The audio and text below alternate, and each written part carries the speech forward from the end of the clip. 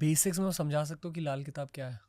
तो लाल किताब 1939 में किताब आई थी, ठीक है। वो पहली लाल किताब थी जो अभी हमें मिलता है। उसे पंडित रूपचंद जोशी ने लिखा था, जो कि लुधियाना बेस्ड एक एस्ट्रोलॉजर थे। उन्होंने लाल किताब फ़ारसी और अरबी में लिखी, और एक पॉइंट अगर सेकंड चैप्टर में है तो दूसरा उससे रिलेटेड पॉइंट 18वें चैप्टर में है, और वो कविता के फॉर्मेट में लिखी गई है, तो बड़ी डिफ़िकल्ट है लोगों को समझने में। बट स्टिल कई सारे लोगों ने उसका ट्रांसलेशन किया है। 39, 40, 41 में और 42 में भी किताब आई, फिर 51 में एक लाल किताब आई।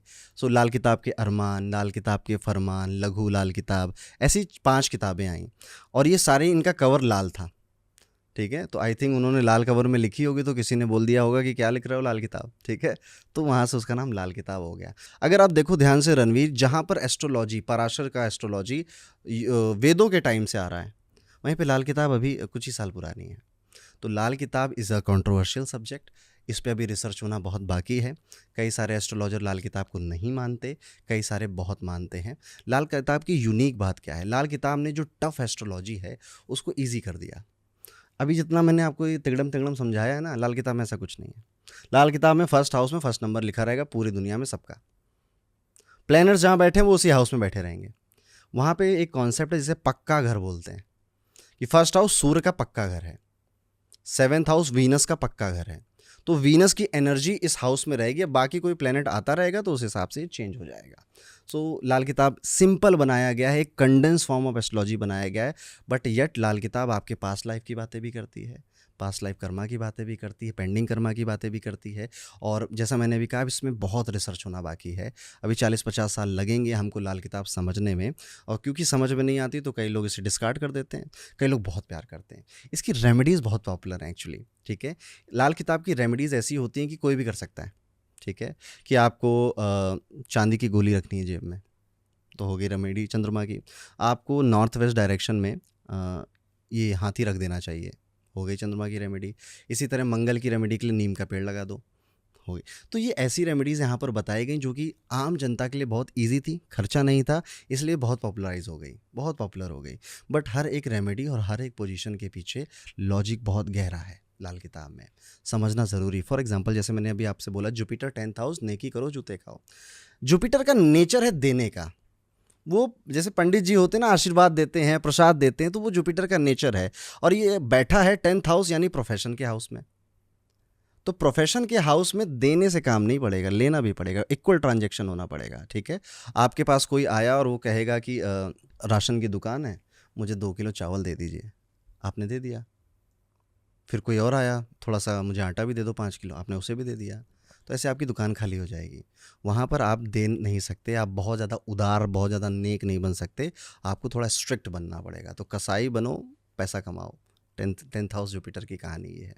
सो इस तरह से लाल किताब में एग्जैक्ट वो लाइन बोली कि अब इसका रिप्रेजेंटेशन लोग अलग अलग निकालते हैं। For example, Jupiter 7th house में लाल किताब बोलती है पूजा मत करो।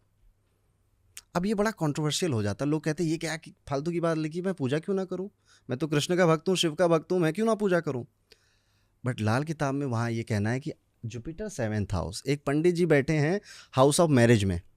पंडित जी अगर दिन भर पूजा करेंगे, सुबह भी घंटी, शाम को घंटी, दोपहर में घंटी, तो वो अपनी जो सांसारिक उनके दायित्व है, रिस्पॉन्सिबिलिटी है वाइफ के साथ, जो उनकी रिस्पॉन्सिबिलिटी, वो कैसे पूरा करेंगे।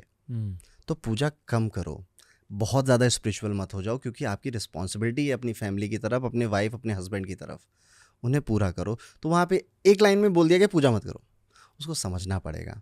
लाल किताब में मान लो अगर एक प्लैनेट के बारे में बात हो रही, मान लो जुपिटर, तो ऐसा लिखा गया कि फर्स्ट हाउस में पोजीशन तो रेमेडी ये है, सेकंड हाउस में पोजीशन तो रेमेडी ये है, थर्ड हाउस में पोजीशन, फिर move on to the next planet Venus, first house में ये है, सेकंड हाउस में ये है, थर्ड हाउस, यही है लाल किताब। एग्जैक्टली यही है, ओके।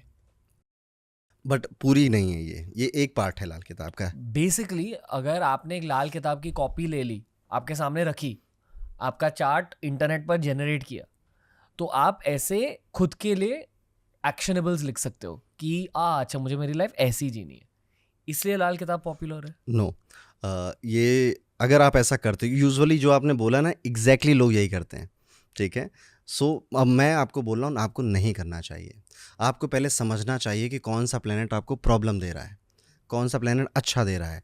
आप क्योंकि अभी ये सुन के हर कोई रेमेडी करने लग जाएगा 9 के 9 प्लैनेट्स की, ठीक है, और इजी रेमेडी सब कर डालेगा, ठीक है, बैकफायर हो जाएगा। क्योंकि जो प्लैनेट्स आपके लिए भला भी कर रहे हैं जी उनके भी इफेक्ट्स आप रिड्यूस कर रहे Yes. हो वो एक्शनेबल से। करेक्ट। इसीलिए रेमेडीज क्योंकि इजी हैं तो मैं कर लेता हूँ, नो।